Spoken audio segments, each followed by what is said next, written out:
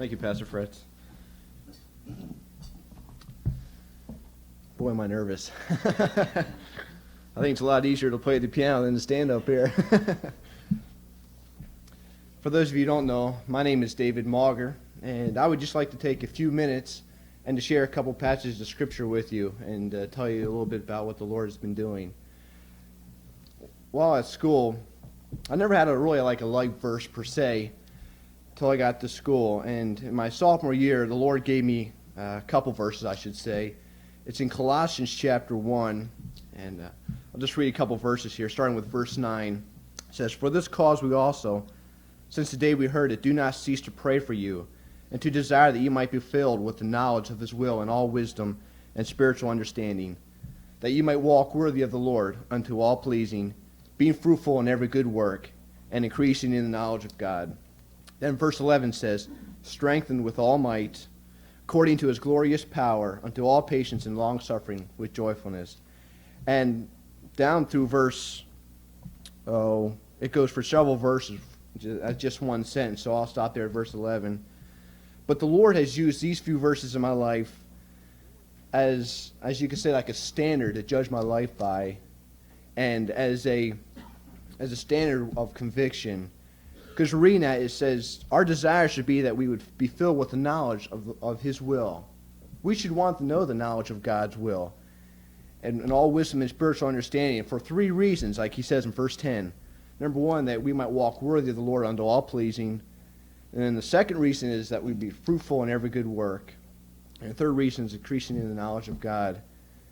And the Lord has just used this greatly in my life to convict me where conviction has been needed whenever I read this passage and I dwell on that. Because I think, am I being fruitful in every good work? Is every good work that I do fruitful? Am I walking worthy of the Lord? As Pastor Fred said, I'm a junior at BJ. Somehow I managed to get myself a year behind of all my classmates. So, Lord willing, I'll be graduating next year with a degree in church music. And church music prepares you for a music pastorate or an assistant pastor in the church, or as a music evangelist, or some area of full-time music ministry per se, like on the mission field. I'm open to whatever the Lord would have me. This past year, our Lord also gave me the great privilege of being able to travel to several churches. And it was such a learning experience, something that I could have never gotten in the classroom. Got to see the good and the bad of all these churches and meet several, Christians.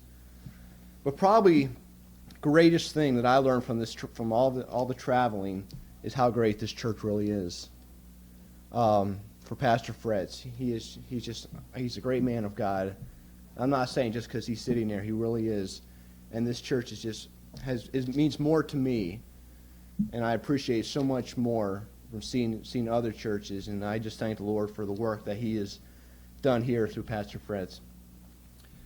While at school, a couple years ago, I was suffering some great discouragement in my life, and it was one of those semesters when nothing was going right, excuse me.